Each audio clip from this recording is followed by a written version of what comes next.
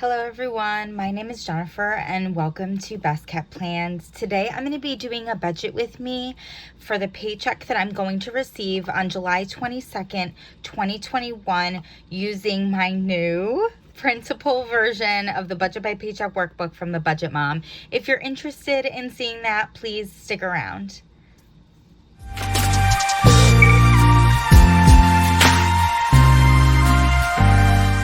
So any of you guys that have been watching my videos know that I use the Budget by Paycheck Workbook from the Budget Mom.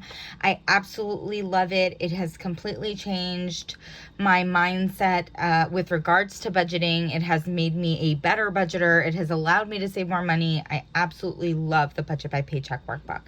The only thing I'm not a huge fan of is the fact that it's on a coil, and as a lefty, I find it really difficult to write in any type of book or notebook that has a coil on it. I did decide to purchase the printable version of the Budget by Paycheck Workbook actually back in 2020 and had started using it in 2020, but did also purchase a physical copy in 2021 because I just didn't think it made sense for me to be printing everything out every single month in order to budget on discs. Well, after using the Budget by Paycheck Workbook for the first 6 months of 2021, I decided that I did actually want to try printing it out, putting it on discs to see if I like that a little bit better. I've always loved using a disc planner in order to like pull pages out and write on them on a flat surface without having to worry about my like the disc or a coil getting in the way. So I purchased this cover from Staples. I used some discs that I had from the Happy Planner, and I decided to print out, oh no, sorry guys. I decided to print out the Budget by Paycheck Workbook for the second half of 2021, and that's what I have in here. As you can see, I printed out the cover page, but I did actually decide to kind of leave all of the other intro pages out. I have those in the physical copy if I need them. So it goes right into the July divider. Obviously, it doesn't say July on here. I don't have an actual divider tab. I'm okay with that for now. And when it comes to 2022, if I decide that I'm going to stick with printable, I might get tabs, like monthly tabs to stick in here so that I do know how to quickly get to each month, but I could always put like little post-it tabs if I need to. So this is my monthly layout for July. I am currently budgeting for the paycheck that I'm going to receive here on July 22nd. As you can see, I decided to do the monthly view with a Monday start. That's something that I've been doing for 2021 in my regular planner, and I'm really loving it. So I decided to give it a try here. I didn't have, or I might have had, I can't even remember, honestly, if I did a budget with me for the paycheck I received on July 8th. And that's because I was in Disney when I received that paycheck. So I actually, when I got back, had to kind of look through all of my purchases on my bank accounts, like tally up all the cash that I had and figure out exactly what I had spent while I was away. Overall, I did good. I did not go over budget while I was on vacation. I'm really happy about that. And so I finally kind of got everything in order and was able to finalize my budget for the paycheck I'm receiving on the 22nd, which is what we're going to go through today. I do always use the calendar view to list all of my bills, and I highlight them based on what paycheck I'm going to use to pay them. So all of the bills that I have in the second half of the month, I actually use the paycheck I received on 7/8 to pay for them. So for this paycheck on the 22nd, I will be using it to pay for bills that are due in early August. And I would show you my August monthly view, but unfortunately it's not filled out yet. I need to do that because I'm filming this on the 21st. So I'm a little behind, but it's because I got back from vacation really late on the 17th, literally just before midnight, and I've been working this entire week, so it'll happen this weekend.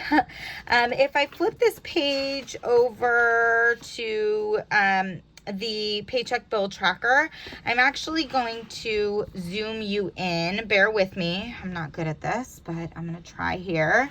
Okay, so The paycheck bill tracker for 7/22/21. Number one thing that I do is I put the income that I am expecting to receive, that I'm budgeting this paycheck based off of. I do always budget a little low on my paycheck, about $5 low. I'd rather budget low with my paycheck than budget high. So I always budget with $29.35. For bills, I don't really have a lot of bills with this paycheck. I am going to be paying my rent, which is $600. I do have to pay for Spotify, which is $11. I would normally also be paying for my car insurance, which is $99.17, but I whited that out because I was up to renew my car insurance at the end of July. And in talking with the insurance broker that I use, he did inform me that there would be a discount, a pretty significant discount, if I paid my entire year's worth of insurance all at once. So that is what I decided to do. Now, that wasn't planned. I don't have a sinking fund for my car insurance. I have a sinking fund for car maintenance, but it is nowhere near the amount that I need to pay a year's worth of car insurance. And I wouldn't want to drain that sinking fund to pay for my car insurance, because you never know. I mean, my car is 7 years old. It's been really great. I've never had to do more than basic maintenance to it, but who knows? Something could happen next week, and then I wouldn't have that car maintenance sinking fund to lean back on. So I decided to cash flow that amount of money. And moving into August, when I'm going to start my sinking funds for 2022, I am going to factor in my car insurance for the second half of 2022 in through 2023 into my car maintenance sinking fund. At least that's what I'm planning on doing right now. So a year's worth of car insurance for me is going to cost $1,082, and I decided to just suck it up and cash flow it. It does mean that most of my paycheck is eaten up with that purchase.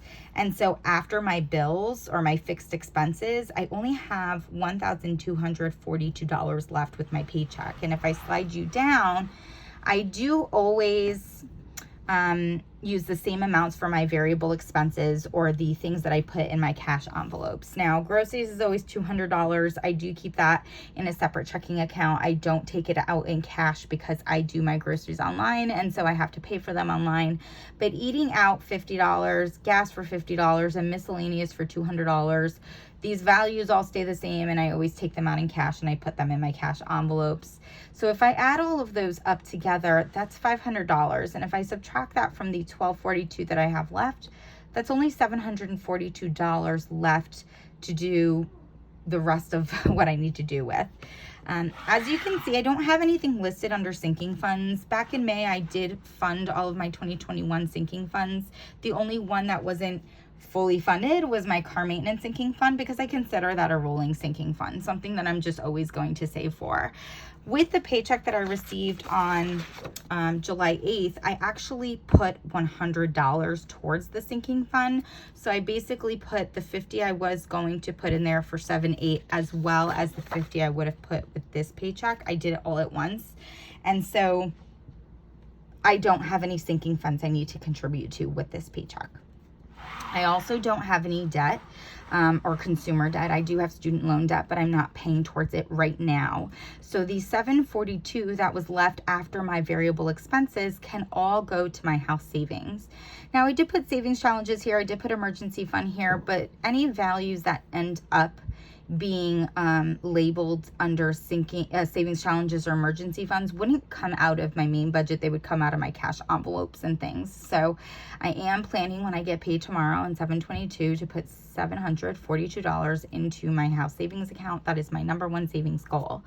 Because I'm not putting anything into my sinking funds, I didn't actually fill out my cash envelope breakdown. I do have to go to the bank. I do have to take out the $600 that I pay for rent. I do pay that in cash, but I kind of just, as an oversight, I forgot to kind of write that in here. So I certainly can do that later. So it's a pretty simple, pretty basic budget with me with this paycheck.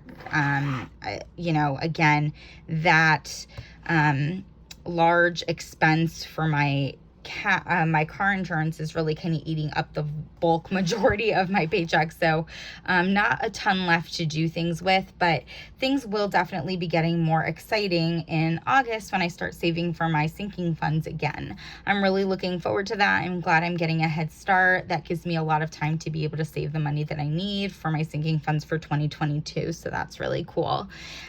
This was a short one, which is awesome. I hope you guys enjoyed this. Certainly, if you have any questions about the decisions that I made in coming up with this budget, do not hesitate to put a comment down below. I'm not going to be back with the cash envelope stuffing this week because I have no sinking funds to fill. The only ones that I would be filling are my variable expenses, and that's not super exciting. So I might be trying to do a budget with me later on, or I'm sorry, a plan with me later on this week. But if not, you'll certainly see me back in a couple of weeks when I do my budget with me for the first paycheck that I'll be receiving in August. I hope you guys enjoyed this video, and as always, please be safe. Bye, guys.